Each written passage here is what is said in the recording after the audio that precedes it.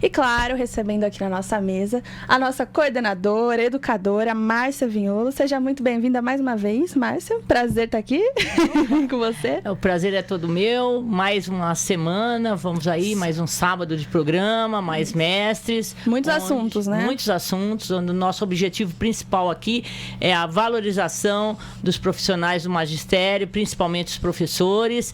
E hoje nós temos a honra de receber a diretora Denise e a coordenadora Patrícia, que são lá da EMF Edmeia Braz Rojo Sola, Escola Municipal aqui de Marília.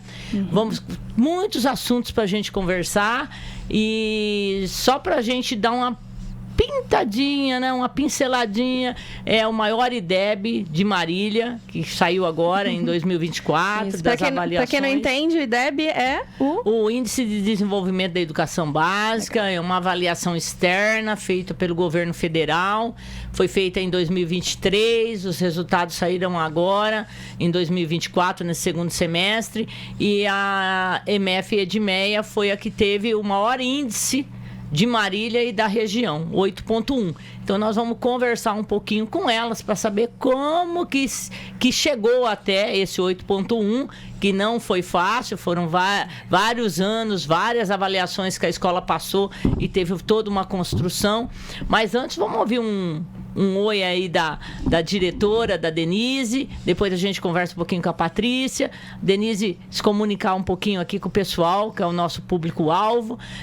Tem pais, temos muitos pais, temos alunos, ex-alunos que nos ouvem, temos professores, toda uma comunidade ligada e antenada com esse programa que está ligado à educação. Então, Denise, que você seja muito bem-vinda, que você dê as boas-vindas aí para o pessoal que está nos ouvindo também, e você possa contar um pouquinho aí da sua trajetória na educação. Como que foi essa sua trajetória para você chegar hoje a ser diretora da escola com o maior índice de IDEB de toda a região de Marília? Então, bom dia. Eu agradeço ao convite para poder falar sobre esse assunto que nos motiva todos os dias na escola, né? Então, meu nome é Denise, eu tenho 43 anos, né? 20 já de educação. E quando criança, eu sempre sonhei em ser professora. Eu fecho os olhos, eu vejo as minhas professoras, eu vejo a minha professora com a mão, os dedos cheios, sujos de giz, segurando material dourado. Então, assim, a minha paixão pela educação, ela veio desde a infância. E quando eu tive a oportunidade, né, eu me formei na Unesp, eu sou filha da escola pública, toda a minha trajetória é de escola pública. Isso é importante. Eu valorizo muito importante demais essa valorização da escola pública. Sim, demais. Então, assim, a escola pública me formou e eu consegui passar no concurso na Unesp para estudar na Unesp, uma universidade aqui de Marília, que também é uma das melhores na formação de professores. Pessoal, a Unesp é uma universidade do governo do estado de São Paulo, que tem uma de suas unidades aqui em Marília e oferta o curso de pedagogia, que foi esse que você fez. Sim, e assim, foi um sonho mesmo. Eu amo a Unesp, eu sinto saudade, passo na frente, eu tenho vontade de entrar, de relembrar meus tempos de estudante. E foi desde criança você sempre quis ser professora? Sempre quis ser professora, sempre. E quando eu passei no concurso na Unesp, finalizei, meu primeiro emprego foi em Exaporã. Eu ia de moto, de manhãzinha. Então, assim, enfrentei vários desafios, né? Chuva, neblina, frio. A primeira sala minha, na hora que eu chegava na sala de aula, eu ia tirando a roupa, né? Eles me apelidaram de cebola, porque eram tantas roupas, tantas camadas, frio, né? Que fez. Foi meu primeiro serviço em 2004. 2004, então 2004. Você ingressou a sua carreira no magistério, sim, através de um concurso público. Para ser professora numa cidade vizinha nossa aqui, Exaporã. É muito bom a gente lembrar um pouco dessa trajetória, porque hoje as pessoas prestam o concurso e conseguem ficar, muitas vezes, dentro do seu próprio município.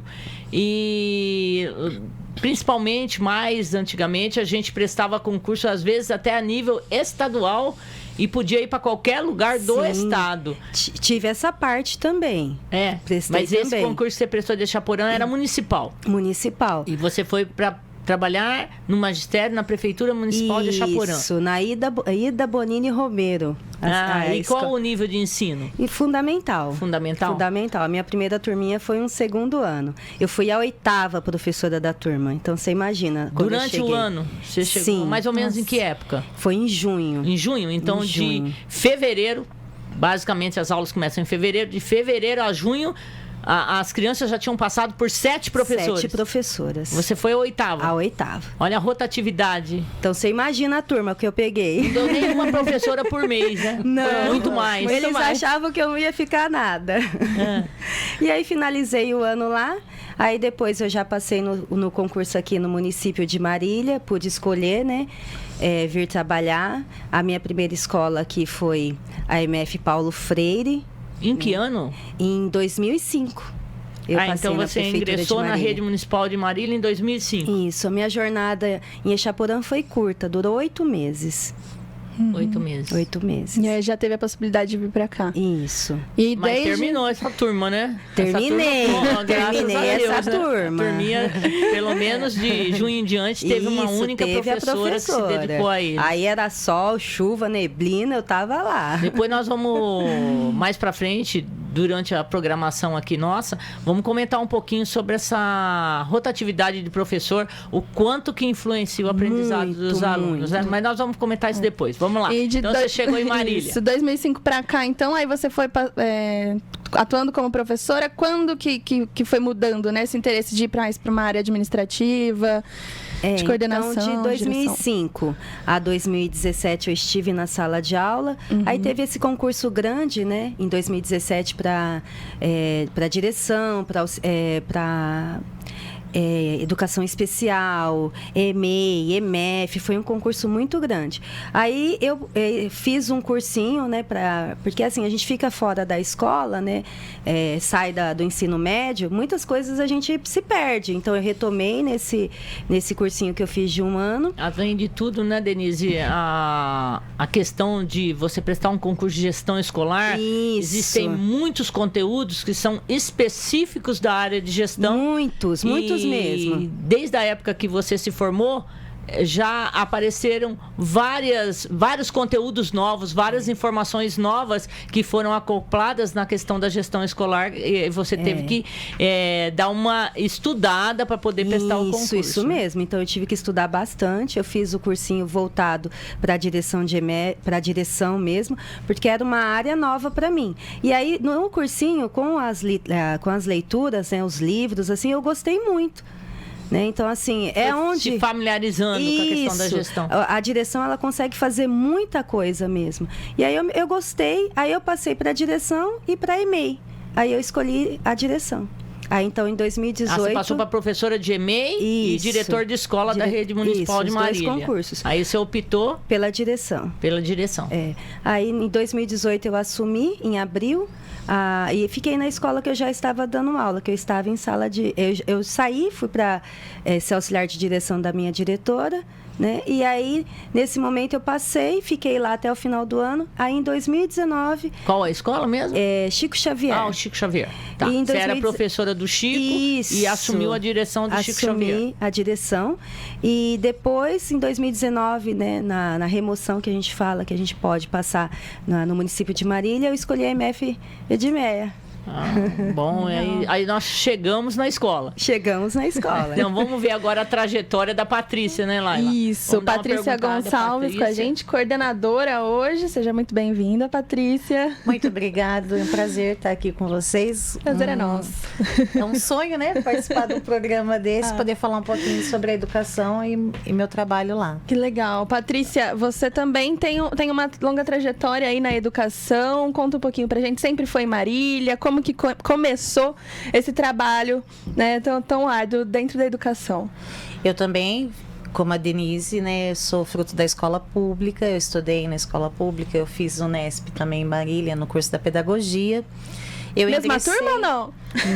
Não. Só que eu tinha feito o Cefam, que era um curso específico, né, da formação para atuar no magistério. Então, eu já tinha uma formação docente. A nível de ensino médio. Isso. Depois você foi para a faculdade. Depois eu fiz pedagogia, para aperfeiçoar mesmo, né? e fiz mestrado também na Unesp, mas em Bauru. Eu entrei na educação em 98 com a municipalização. Eu trabalhei na época, né, os prédios do estado acomodaram a nós da prefeitura, e aí eu fiquei no Amélia Lopes, que era um prédio do estado. Depois, em 99, eu já me removi. Que era, né, Patrícia? A Amélia Lopes cedeu o prédio. Era MF Olímpio Cruz. MF Olímpio Cruz. Isso. Que não tinha prédio próprio. Não tinha prédio próprio. E ela funcionava... Né, em três períodos, mas em 3 lugares diferentes. Em 3 lugares ela funcionava diferentes. No Amélia Lopes, ela funcionava no período da tarde na MF Rei Coemura e ainda funcionava num centro comunitário. Os alunos eram repartidos em 3 locais diferentes. Nossa. Aí em 99 eu fui para o Reico.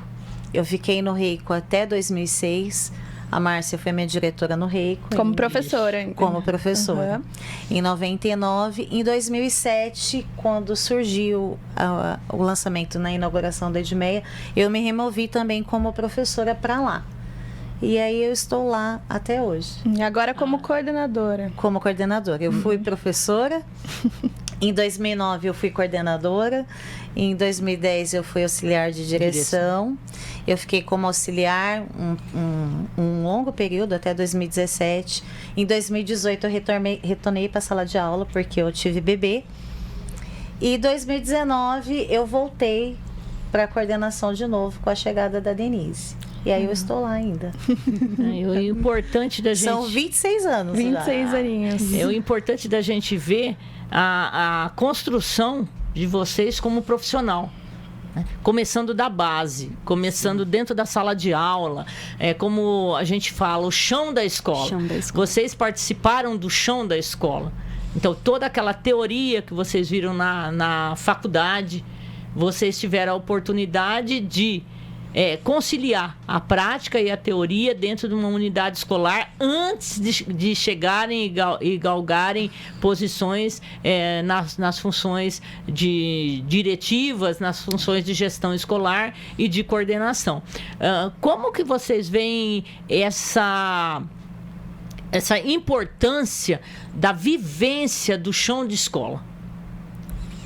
Olha, no caso da direção, é fundamental. Porque nós estamos ali diariamente. Diariamente são situações que ocorrem que às vezes se você não tiver o olhar de professor, que nem eu fiquei na sala de aula há 14 anos, e não compreender o seu professor, você perde o grupo. Porque assim, o professor, antes de tudo, ele é um ser humano. Né? Então, ele espera que o gestor também o entenda, que ele tenha lugar de fala. E quando você vivenciou as situações que ele está passando, então você consegue essa empatia. Então, você consegue, junto com ele, chegar numa solução para que tanto família, quanto criança e professor não seja deixado para trás. Porque nesse trio, se você priorizar apenas o professor, você está deixando a criança e a família. Então, não são um trio que tem que caminhar junto. E quando você tem esse olhar, você passou pela sala de aula, você consegue enxergar, na fala do professor, você se coloca no lugar dele. Então, aí fica mais fácil você compreender, você vê os medos, às vezes, que o professor passa, as situações. Então, assim, você tem ali no grupo um olhar junto com ele, né? Não à parte. Né? Então, saber da sala de aula auxilia muito nessa formação de equipe. A Patrícia pode dar uma... Claro. Dá tempo ainda? Dá tempo, bloco? Com certeza. Então, a Patrícia, você como coordenadora, alguém que já passou pela parte da gestão também, que você já foi auxiliar de direção, inclusive na minha gestão foi minha auxiliar de direção, como você vê essa questão do coordenador ter essa vivência de chão de escola, ele também ter sido professor, ter passado por todas as dificuldades, os desafios no seu trabalho hoje de coordenador? A gente não pode esquecer nunca que estando coordenando, né, uma equipe, as vivências que nós tivemos. E o legado, acho que, da coordenação é que os professores que estão nesse momento na sala tenham as mesmas experiências com resultados positivos. Então, o papel da coordenação é isso. Eu acredito no trabalho do professor, a gente segue os documentos, as propostas curriculares, ele executa, mas a coordenação está sempre por trás, indicando para ele caminhos, metodologias, práticas bem-sucedidas, que possa apoiá-lo nessa relação não só pedagógica, mas a relação interpessoal com a criança, né? E aí, nesse momento que acontece, o que o Paulo Freire tanto fala, das trocas, né? Eu aprendo ensinando e também ensino ao aprender, né? Então, são trocas que acontecem o tempo todo dentro da sala de aula, as relações interpessoais são latentes, né? A criança é um ser completo, inclusive das emoções, e aí sucesso sempre tem quando tem essa empatia do professor com o aluno, as boas vivências, sempre uma reflexão sobre aquela ação que executou para poder executar ela novamente, e eu acho que isso tem dado resultado, pelo menos lá na escola. E aqui a gente estava conversando um pouquinho, né, sobre a educação, educação infantil, educação fundamental, e vocês são diretoras, coordenadoras, mas é um corpo, né? A escola é um grande corpo, você pode dizer isso? Sim, a questão que nós vamos dedicar esse bloco agora é o trabalho coletivo. Você citou muito, a Patrícia também, essa questão de ter a experiência do chão de escola, de como isso foi importante, vocês terem trabalhado, vocês terem vivenciado, vocês terem essa convivência dentro de sala com o aluno, com pais, até com a direção, porque vocês também tiveram uma hierarquia, tiveram coordenadoras, tiveram diretoras que passaram durante essa trajetória de vocês antes de chegar à coordenação e à direção. Então, eu queria que vocês falassem um pouquinho como que é esse trabalho coletivo que vocês desenvolvem dentro da escola. Porque a escola Edmeia, ela já tem essa identidade, onde a gente vai, onde a gente pergunta ou conversa, as pessoas já encaminham a linha de raciocínio para uma boa escola. Eles falam, lá é uma boa escola, lá é uma escola que tem um ensino de qualidade. Mas para chegar nisso, como que vocês trabalham? Como que é esse trabalho coletivo que vocês desenvolvem lá dentro? Queria que você comentasse um pouco, Denise, desse trabalho coletivo como gestora. Como gestora, porque você, como gestora, tem que estar administrando, gerenciando toda a estrutura organizacional da unidade escolar. E depois a Patrícia pode já ir fazendo as intervenções e já ir encaminhando o raciocínio também para a aula, para a área da coordenação que você também vai estar citando. Esse trabalho coletivo, como que é? Então, o trabalho coletivo, ele já inicia com a entrada do aluno na escola. Então, nós somos uma escola que abre às 7 da manhã, né? Então, 15 para 7 já tem funcionário na porta da escola, que é o nosso funcionário Henrique. A minha auxiliar de direção, Marisa, também já está a postos para receber as crianças. Nós fazemos uma entrada, né? Nós acolhemos as crianças ali nessa entrada. E nisso tudo, o olhar já bateu. Você já vê criança que está chorando, vê criança que entra com algum machucado. Você bate o olho mesmo na criança como um todo, né? Nós temos também as funcionárias que nos ajudam nos recreios, né, que são os auxiliares de desenvolvimento escolar. Hoje a escola tem o Henrique, a Mayra, a Ana, né, que nos passam também situações de conflito, já para que não vá para a sala de aula, para que o professor tenha ali a tranquilidade para continuar a trabalhar o pedagógico. Temos a secretaria escolar também, que já nos ajuda. Uma criança caiu, machucou, a criança está faltando, né, que é outro ponto assim fundamental. Nós vamos abordar esse assunto lá no terceiro bloco. Né? Então, as nossas auxiliares, né, administrativas, Lucia e Eliana Claro, elas são muito prestativas, já ligam para a família, já avisa, busca a criança na sala. Então, é muita gente envolvida nesse cuidado com a criança. Nós temos crianças que ficam conosco para almoçar, são as crianças do reforço escolar no contraturno. Então, esse olhar também, a criança comeu, não comeu, as nossas atendentes, né, que hoje são agentes operacionais de serviço, Cássia e a Andréia, deixa o pratinho separado para eles. Esses dias até aconteceu uma situação que a criança não tinha trazido comida mesmo. Ela se preocupou em oferecer um macarrão de uma criança alérgica que sobrou ali para ele. Então, é um olhar muito cuidadoso de uma escola inteira para o bem-estar das nossas crianças. E algo que você citou, que eu vejo como um diferencial. Que nós tínhamos essa prática na época em que eu tive a oportunidade de ser diretora de escola.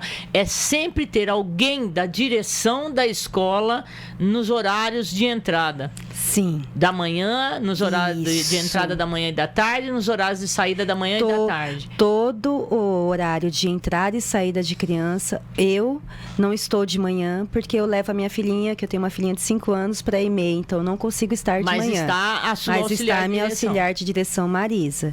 Aí eu faço a saída junto com ela. Nisso a gente já também resolve alguns problemas já lá fora, algumas coisas que os pais citam, algumas situações que eles já nos trazem, já é no portão também.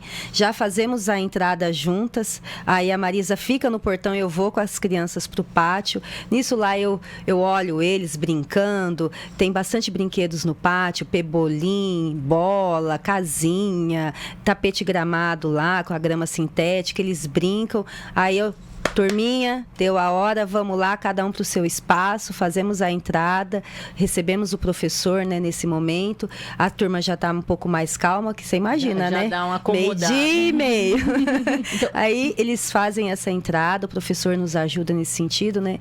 Recebendo as crianças no pátio. E né? você vê a diferença desse acolhimento, porque eu não falo nem recepcionar aluno, é acolhimento. A palavra é acolhimento, porque a gente acolhe o aluno e acolhe a família. Sim. Você vê a diferença desse acolhimento para a parte quando eles entram dentro da escola da aprendizagem? Sim, porque nesses momentos a gente passa ali para eles os recados da escola. Nós participamos de vários projetos. Um é o recebimento de óleo usado, né, para troca de detergente, cupom. Eles participam de promoções dessa empresa, que é a DN Bio. Então, assim, é nesse momento que a gente passa a história da escola para eles. A escola está participando desse projeto, a gente tem a escola Minha Escola é Verde. Turminha, quando é que vocês têm que molhar as árvores que vocês plantaram? É de segunda, quarta e sexta. Quantos litros? Tem uma árvore lá na escola. Isso. Então a gente retoma. Vocês estão molhando? O tempo está seco. A tal arvorezinha. Então é um momento de contato direto, de integração entre a direção, o aluno e os pais. E nisso, a direção de olho. Nós identificamos até crianças que apresentaram comportamentos que levaram a laudos, né, nesse momento. Observando o comportamento da criança. Algumas atitudes, atos que as crianças fizeram que vocês conseguiram chamar a família, os pais, conversarem. Isso, papai, mamãe, a criança sua fica assim no momento da entrada, ele faz isso, assim, assado. Então, ele está destoando de um comportamento que seria esperado da idade. Então, esse momento de entrada para nós é, assim, fundamental. E é o estreitamento das relações entre a família, a comunidade e a escola. Você está abrindo os muros da escola e está conversando com todos que estão ali chegando e acolhendo. A criança ela vai se sentindo que a escola é um ambiente agradável de se ficar. Isso mesmo. Tanto que esses minutos que a gente fica lá no pátio dá em torno de uns 10, 12 minutos, né? Até a entrada. Eles brincam, eles se divertem, eles me trazem situações. É muito gostoso. E para mim também. Contam histórias, porque eu também fui de sala de aula, então eu sinto saudade deles. Então eles me abraçam, me beijam. Tem crianças que ficam que nem um agarradinho. E esse emocional, essas relações emocionais, para mim também faz diferença. Enquanto pessoa. As relações afetivas. Porque quando a gente sai da sala de aula e fica só com o administrativo, menina, é um baque. Dá uma saudade das crianças, desse apego, porque eles fazem muitas coisas boas para nós.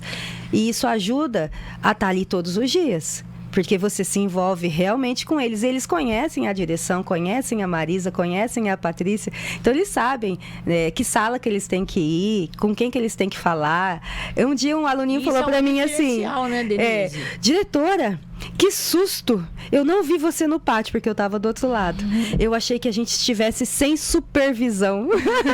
Então, você vê uma criança de 6 a 10 anos. 6 anos. Esse era do primeiro ano. Ela já notou que você desempenha a sua função. Isso, que eu seria tinha que estar lá. supervisionar eles.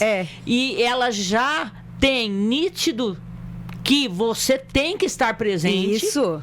E ao mesmo tempo, ela chega na casa dela, ela vai multiplicar essa informação. Mamãe, papai, quem é o responsável por ela? Olha, a diretora estava hoje, a diretora hoje não pôde participar. Ela vai relatando esses fatos e vai se tornando essas relações cada vez mais estreitas. Isso é muito importante, né? Porque você deve conhecer basicamente o nome das crianças, o nome dos pais. E quando você chama pelo nome, a proximidade é Márcia, maior. Você sabe, porque correr, o que causa?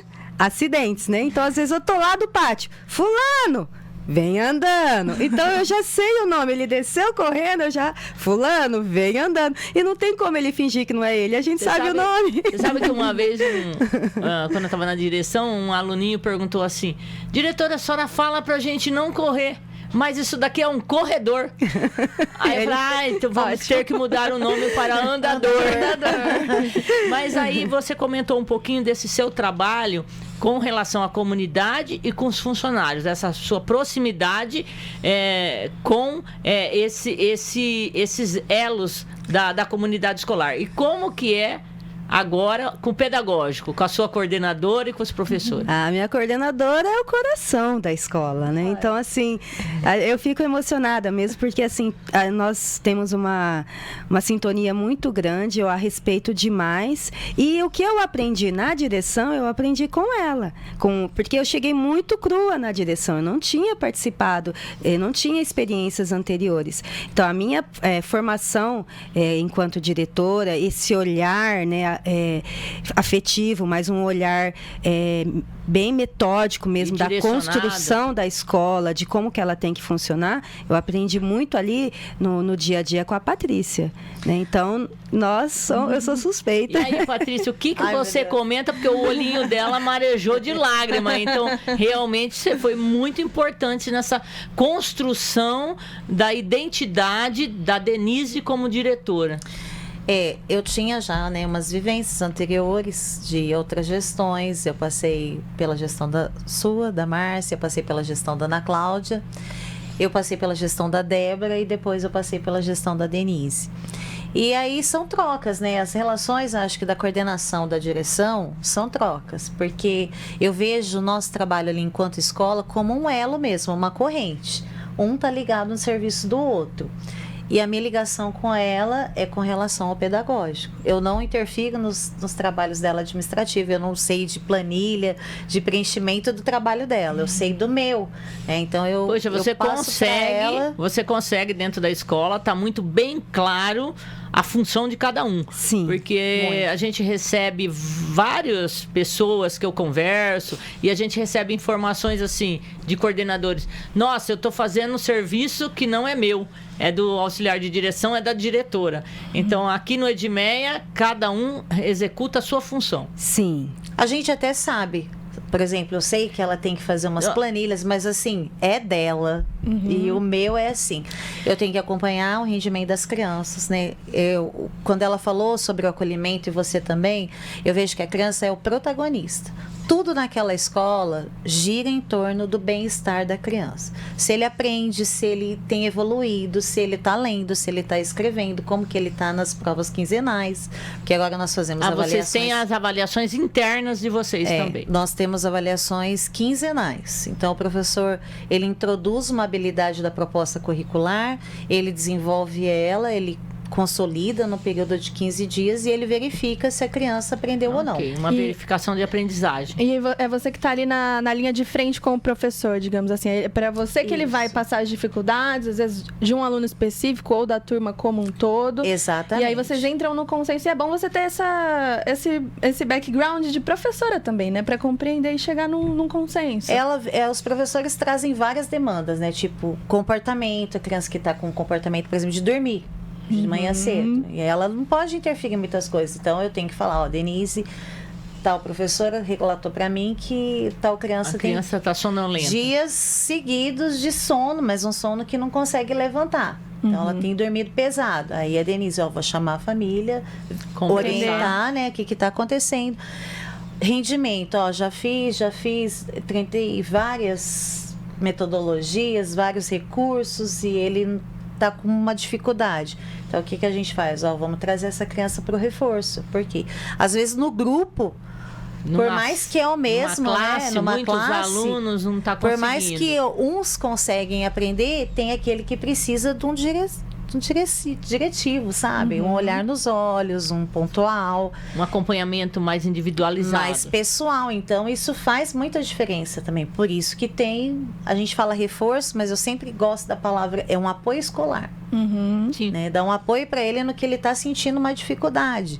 E é diferente, porque é uma aula VIP. Que a palavra reforço também, ela é complicada no sentido assim, você vai reforçar o que se ele ainda não assimilou o conteúdo? Você vai reforçar o que ele não assimilou? Verdade. Fica meio igual o corredor, né? É igual o corredor. Então é preferível utilizar a palavra apoio mesmo. Vamos apoiar a criança para que ela possa assimilar um conteúdo que ela está com dificuldade de aprender. E esse trabalho também é com o professor, né? Eu sei que o meu cargo é formá-los para dar continuidade no tudo que tem acontecido na educação. São metodologias novas, ativas, tem a questão da tecnologia, que foi falado no programa anterior, né? Que não é só o uso das mídias, né? A tecnologia, ela vai muito além disso. São práticas inovadoras que precisa, né? A gente não dá mais para seguir um caderninho amarelo. Sim. O professor tem que se inovar a cada dia. Então, a minha função é cuidar dessa formação deles, e eu sou o elo para ela. Tá assim, fulano conseguiu desenvolver uma prática, nossa, fez uma atividade super bacana, vai socializar no encontro. Porque uma vez por semana também a gente se encontra à noite para fazer estudos. Então, são as reuniões pedagógicas. As reuniões pedagógicas. Acontecem semanalmente nas escolas. Legal. E aí, a gente sempre que convida um professor ou outro, por exemplo, lê um livro diferente que nós não conhecemos. A gente pede para ele fazer uma leitura de leite para o grupo dos professores. Que legal. Tem toda essa troca de ideias. É socializando as práticas que eles já têm dentro da sala com os próprios colegas da mesma escola. Isso é importante. A estrela são os professores. A estrela hoje é a Denise, a Patrícia, representando toda a comunidade escolar aí do Edmeia, Bras Rojo Sola, da EMF. Antes de terminar o segundo bloco, a gente estava conversando um pouquinho do trabalho pedagógico e do trabalho que a Denise faz para organizar a escola, para que as crianças, a comunidade e os próprios professores se sintam num ambiente acolhedor, num ambiente saudável, num ambiente onde as pessoas se sintam bem e que possam desenvolver as suas atividades. O professor na docência e o aluno ali como um aprendiz, apesar que o professor também é aprendiz, né? Há toda uma interação, todos aprendem. E a gente conversou no primeiro bloco, e nós vamos voltar aqui, a questão da rotatividade de professor. O Edmeia me parece que não tem essa rotatividade de professor. Professores que entram, chegam no final do ano, se removem e saem. Pelo trabalho que vocês têm feito, me parece que já está consolidado essa questão dos professores terem o pertencimento àquela escola. É isso, Denise? Sim, Márcia. Os nossos professores, eles acabam saindo por meio de aposentadoria mesmo, né? São professores que tomaram o Edmeia como a sua segunda casa. É ali o local de trabalho dele, ele já sabe, né? Eles até entram na remoção para saber a pontuação, mas até isso tem diminuído, né?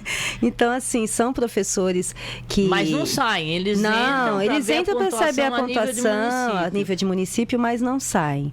E nós temos recebido professores novos, né? Professores que adentraram os últimos concursos, devido né? às aposentadorias. Isso, devido às aposentadorias. categorias, né? Mas rotatividade nós não temos. Outro fator também muito importantíssimo que a gente percebe no Edmeia que acontece é um apoia o outro. Porque nós temos as abonadas, né? Nós temos licença-prêmio. Então, o professor da tarde... Que são direitos... Isso, são direitos dos professores. O abono, ele pode tirar alguns dias? Cada servidor público tem direito a 6 abonadas. Certo. Né? E durante 6 abonadas assim, né, Denise? Vamos explicar para o público. Isso. Abonado é o seguinte, pessoal. O professor ou funcionário do servidor público do município de Marília, ele tem direito a 6 abonadas, que seriam 6 faltas onde não é descontado do seu salário. Isso. Então, os nossos professores... Durante o ano. Eles se cobrem, né? Então, você vai abonar, aí um já conversa com o outro, então vem na minha turminha. Então, assim, acaba acontecendo que quando ele se ausenta, é outro professor da escola que fica. Então, vocês conseguem fazer essa interação. Isso. Não precisa chamar um terceiro. Não, é muito difícil. O Um professor mesmo ajuda o outro. Legal. Né? Porque, gente, professor tá acabando, hein? Por mais concurso que tenha, parece que é um poço sem fundo.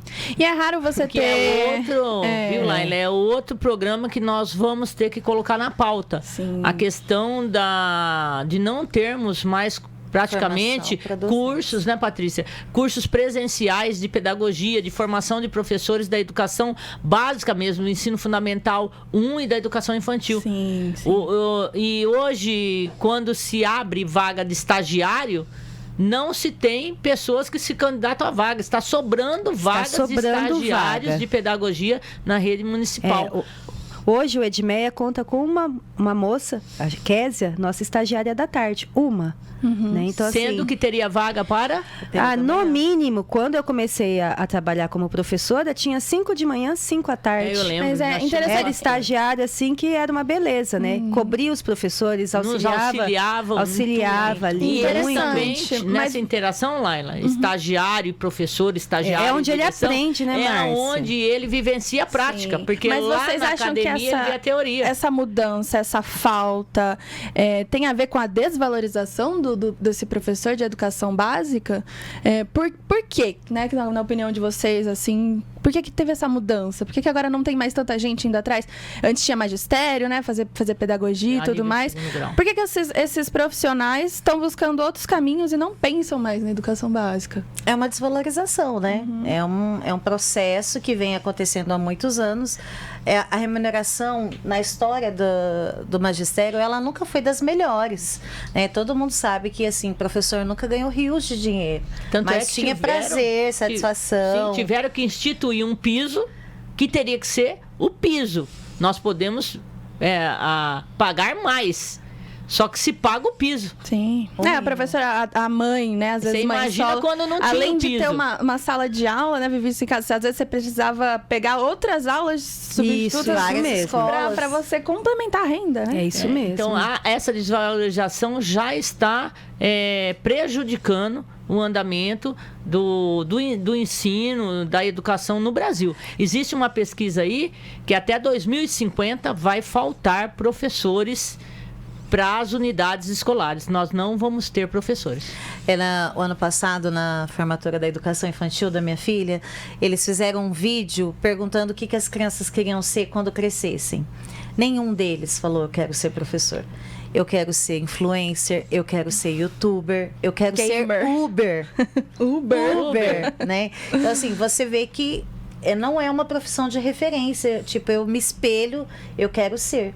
Então, tem muita questão da desvalorização também, mas tem outras profissões que surgiram nesse momento que são melhor remuneradas que a educação. Que o professor. Sim, mas é engraçado que a gente nunca pensa que nenhuma das outras profissões existiria, basicamente, se não tivesse professor na escola. Porque nós precisamos do professor para esse processo de leitura, de escrita, precisa de um professor. Sim. E esse professor tem que ter a experiência, tem que ter o conhecimento teórico para poder ensinar da melhor maneira possível a criança. E é isso que eu vejo lá no Edmeia, Edmeia? Porque, como a Denise comentou, que não há rotatividade dos professores, a rotatividade é pequena, a gente tem uma ligação. Então, todas nós temos um objetivo. Vai criando vínculo. Um vínculo de toda a gente parte veste docente, a mesma camisa, direção, funcionários, todos trabalhando para o mesmo objetivo. Exato. Que é a criança, o desenvolvimento dela integral. E os pais entenderam isso, né? É uma escola que tem muita participação dos pais, da família. Quando a gente faz o levantamento das nossas reuniões, né, que nós medimos também, as nossas reuniões de pais, que são bimestrais, elas estão em torno de 75% a 80% de participação. E os pais que com não salas podem, que batem depois? 90%. Sim, depois os pais nos procuram, ou aqueles que não nos procuram, e a gente precisa conversar, eu e a Patrícia, a gente senta e faz a nossa listinha lá. Quem a gente tem que conversar. Então, na realidade, vocês conseguem, atinge com todas 100%. essas ações, atingir 100% dos pais. Mas o professor ele tem enfrentado também grandes desafios, cada vez mais presentes, mais novos, né? Tem a questão da tecnologia, do uso exacerbado do celular, mesmo no ensino das crianças pequenas, né? Já tem esse problema. E também tem a questão às vezes, do pai, né? Às vezes o professor tá ali, recebe uma bomba de mensagens, o pai fica mandando mensagem fora de horário. Tem isso também, né? O pai tem esse contato mais próximo com o professor e o professor acaba sofrendo mais, você diria? Então, isso aconteceu mais na pandemia, quando a gente conseguiu que os professores tivessem contato com os pais pelos grupos de WhatsApp. A partir que a pandemia se extinguiu, né, nós preferimos deixar esse contato conosco. Sim. Até para que o professor consiga trabalhar melhor em sala de aula. Então, a escola está colocando os limites. Sim. Então, a escola, através do seu conselho de escola, através das suas ações, aquilo que é passado em reunião de pais, nessa interação que vocês têm conseguido colocar limites, restrições e regras que têm sido obedecidas por todos. Sim. No pós-pandemia, nós viemos com duas vertentes, né? Do físico e do virtual. Então, nós temos os recados ainda são passados. A necessidade, a gente não pode eliminar toda a tecnologia. Não ignorar. Nós, na escola, nós temos o grupo do Telegram. Então, nós temos todas as turmas com os pais no grupo. Então, a gente quer dar um recado, a gente coloca no Telegram. Mas o professor não faz parte desse grupo. Né? Sim, é só direção, só direção, coordenação. Então, se a gente quer falar com o pai, a gente acha ele lá no grupo, chama ele no particular, né? Olha, preciso falar com você, procura a gente na escola. Vocês, bem na realidade, vocês conseguiram, através de uma ferramenta, manter um contato mais próximo, mas isso em nenhum momento tem extinguido o contato físico, o contato pessoal, a interação pessoal. Os recados ainda, os pais mandam o bilhetinho ainda no caderno. Legal.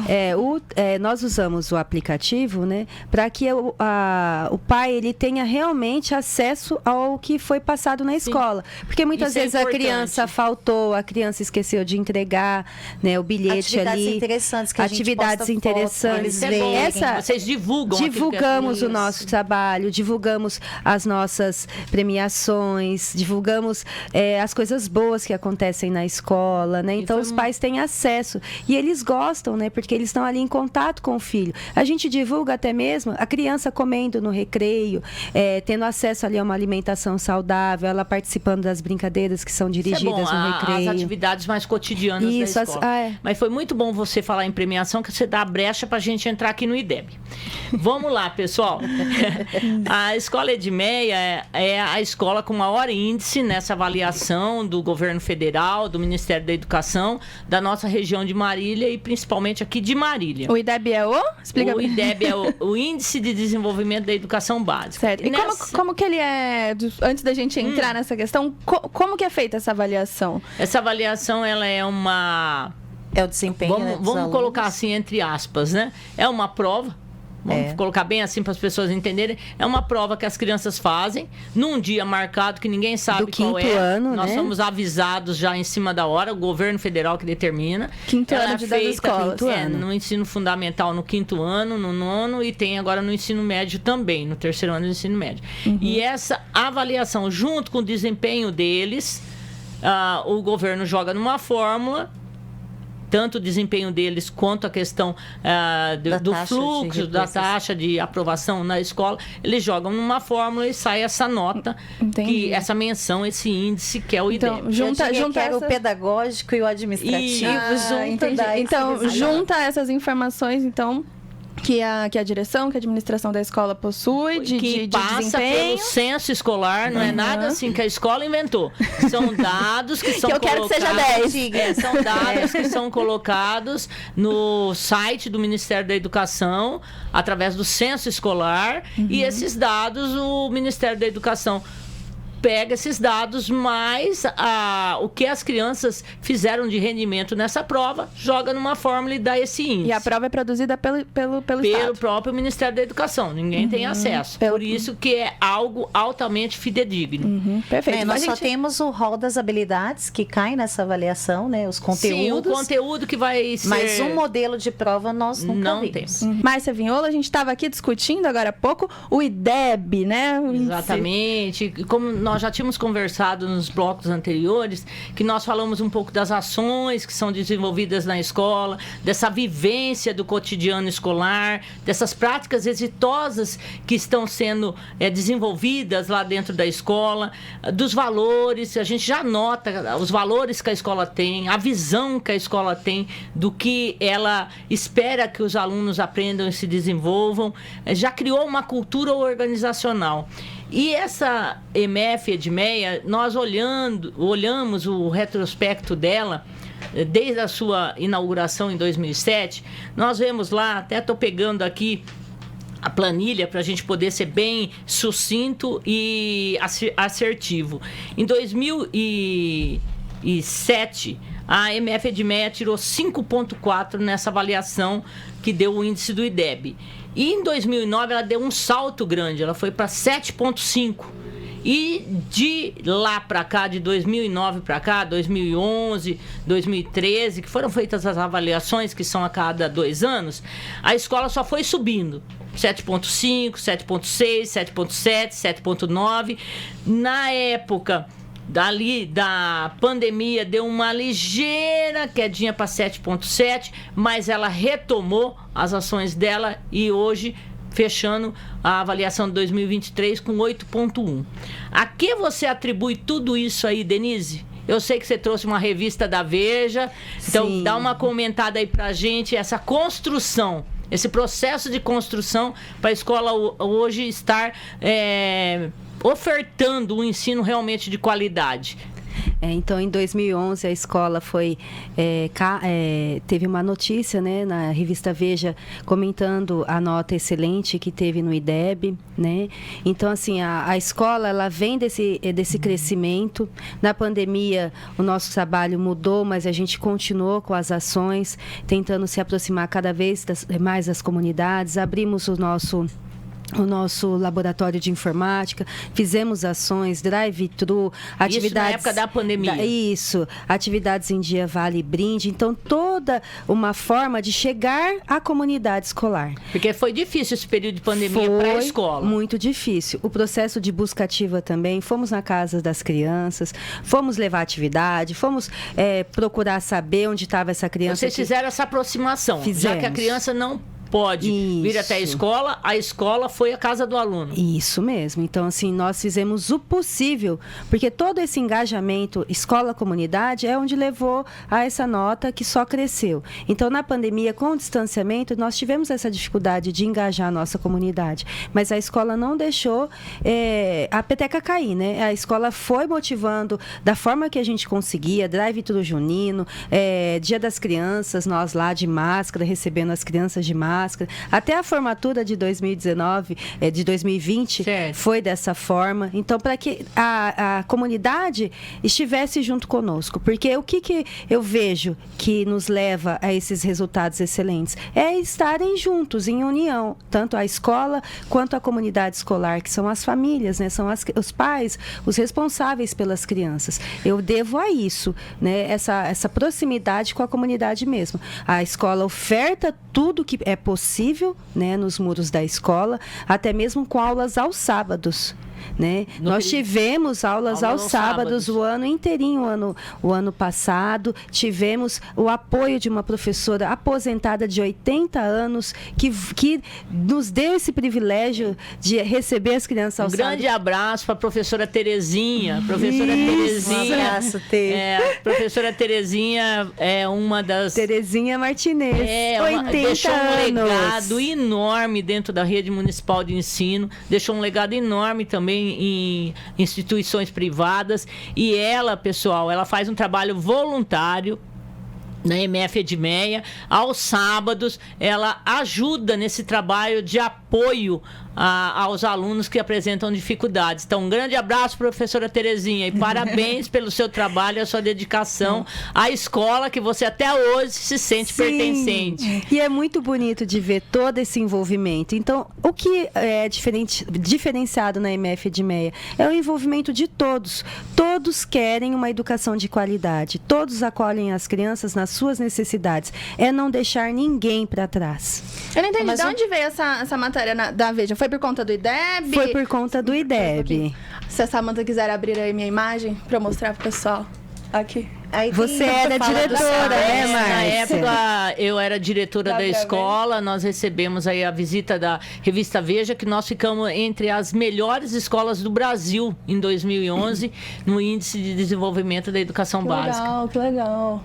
Foi por conta, então, da nota que vocês foram procurados. Nós fomos procurados. E se você notar aí, eu acho que a própria Denise tem uma fala de uma mãe falando do envolvimento dos pais, a importância disso na pro segunda trabalho. coluna. Ela fala que a escola, para ela, é a extensão da casa dela, que a considera tão boa que nem pensa em matricular os filhos dela na escola particular.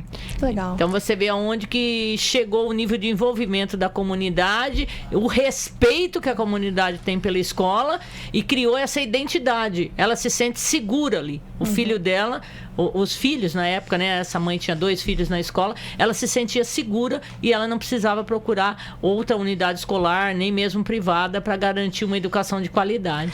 E é lógico que não dá para falar só da comunidade, né? Porque os outros protagonistas dessas notas é o corpo docente, né? É um segmento. Não é para falar também que é só os professores do 5º ano que fazem a avaliação. Patrícia, é importante falar essa continuidade do trabalho. É um processo que começa lá começa na educação infantil, mas dentro da educação fundamental, do 1º ao 5º ano, todos os professores trabalham em conjunto. Eu sempre comento lá na escola, né, que se o aluno sai alfabetizado já no 1º ano, o trabalho do 2º é menor. Ele vai ampliar horizontes. Se a criança já sai escrevendo um bom texto no 2º, a estruturação do 3º já vai ser muito melhor. Sim, com certeza. A compreensão da leitura é muito melhor. Então, o professor que sempre recebe a turma depois, ele tem sempre avanços para fazer. E oferecer para ele condições para ele realizar um bom trabalho faz ele ter uma satisfação pessoal imensa, Com né? certeza. Então, e isso também não tem um preço, né? A gente estudou, todo mundo queria ser professor para ter alunos que aprendam. E aí, quando a gente vê que a gente conseguiu com uma nota dessa, foi decoreba. Eu não acho que foi decoreba, porque eles conseguiram aplicar um estudo que teve. Então, a nota é do quê? De um aprendizado. Sim, é isso que eu queria entender também. Vocês atribuem a isso essa nota, né, que se destaca. É um plano pedagógico diferenciado? É mais a questão do profissional que está ali? Como que vocês atribuem essa nota que se destaca na nossa região? Nós temos todo o envolvimento da Secretaria da Educação, que norteia todo o nosso trabalho. Então, isso aí é a base fundamental. É importante. E dentro da sala de aula, o professor, ele tem todo um currículo que ele tem que perpassar. Então, com o trabalho do coordenador, com a equipe gestora por trás, para que essa criança ela esteja ali na sala de aula, né? Porque sem a criança na sala de aula, não tem como alcançá-la, não tem como aprender. Então, é isso. Nós temos ali um norte, né, que a Secretaria da Educação nos proporciona, do que a criança tem que ter em cada ciclo, né, em cada ano.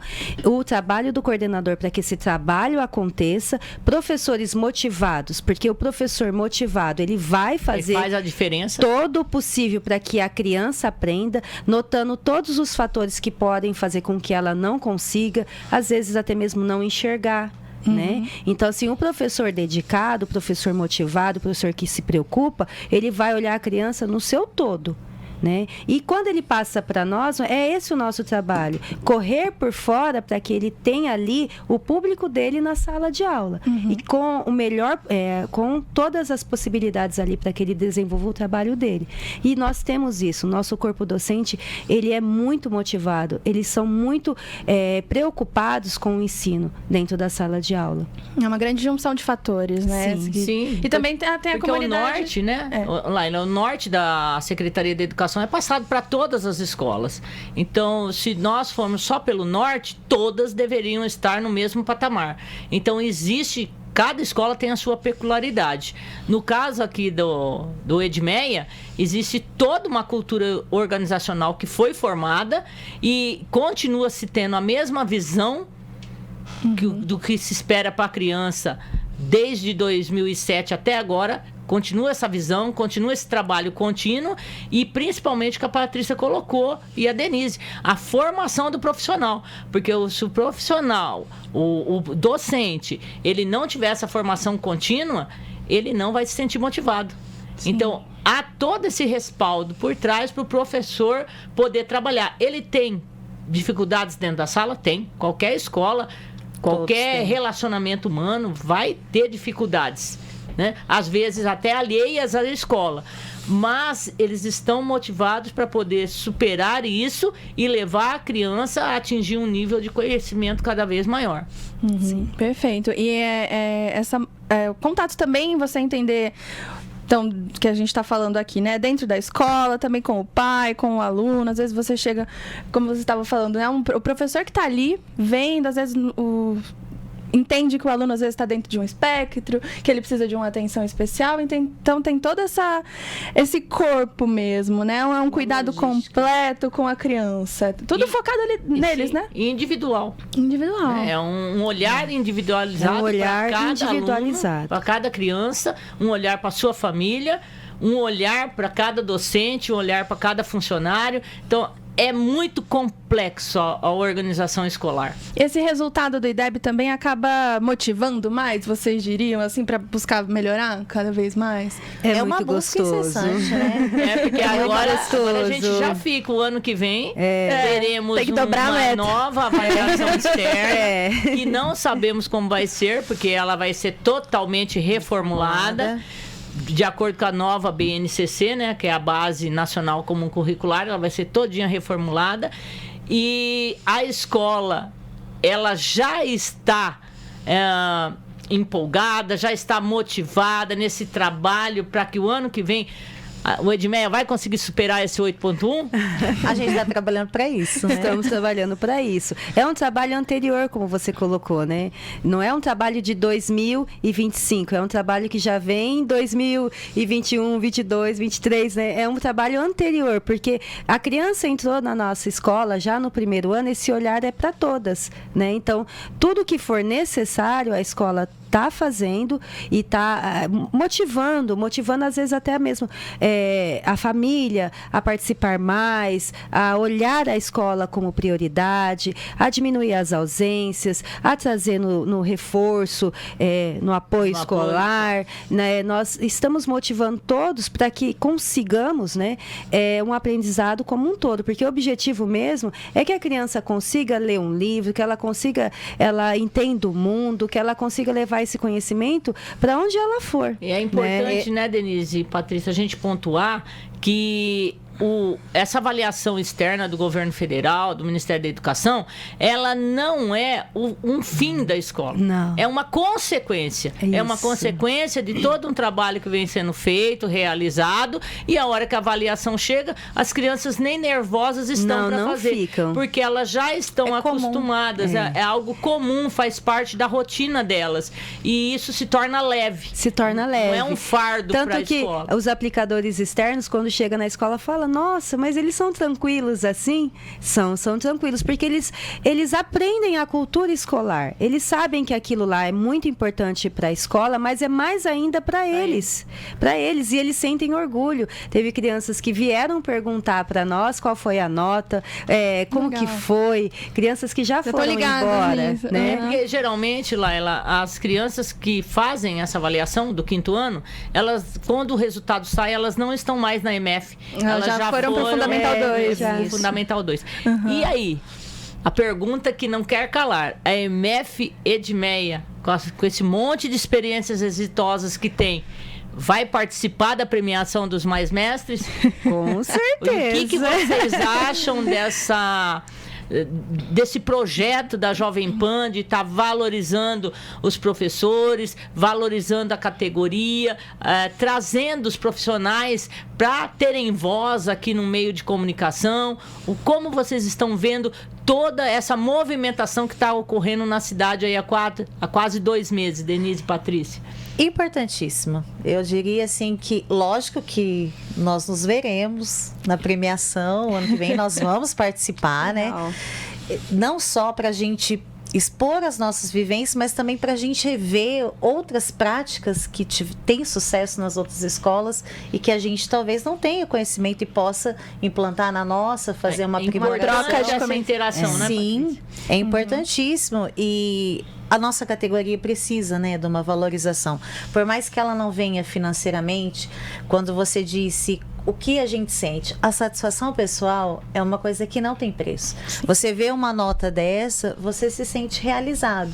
Qual o valor de uma realização? Sim, com certeza. Ela não tem uma menção, né? É muito gostoso você falar, eu tenho a maior nota. Uhum. Meus É um alunos orgulho. aprenderam. É um orgulho. Sim. Orgulho acho que não dá para medir. Lembrando que durante a premiação, né, no próximo ano, o objetivo é reconhecer também essa questão, né, o reconhecimento em si do professor, mas de alguma forma também contribuir, né, fazendo essa premiação. A Jovem Pan, nos comemorando seus 30 anos, tem o objetivo de premiar as categorias com 10 mil reais, viagens e tudo mais. Viagem no resort, tudo pago, para o professor não precisar se preocupar com isso. Então, imagina, né, além desse reconhecimento, dessas notas boas, o professor com um projeto legal, realizar um sonho, levar esses 10 mil reais para casa, então, que já faz uma grande diferença, né, para muitas famílias e tudo mais. Então, que legal, é um prazer mesmo receber vocês aqui, que fico muito feliz que seja, né, que seja um projeto que tenha agradado, né, a classe, os profissionais, porque vocês são os grandes mentores na vida de todas as pessoas do mundo, né? Nós também parabenizamos vocês, a iniciativa é histórica, né? Acho que aqui em Marília nunca teve uma visão dessa. Não. E é assim, um prazer participar dessa homenagem a uma classe que forma pessoas, né? E que está tão desvalorizada. E aí, Denise, o que você Eu achei assim fantástico, porque o que nós comentamos na escola, nós também queremos ser vistos, né? Porque assim são trabalhos maravilhosos que ocorrem dentro dos nossos muros, que refletem no cidadão que a gente encontra na rua. E ser reconhecido, ter alguém que consiga olhar para nós, né, de uma forma tão carinhosa, nos deixa muito felizes. E nós vamos nos ver na premiação.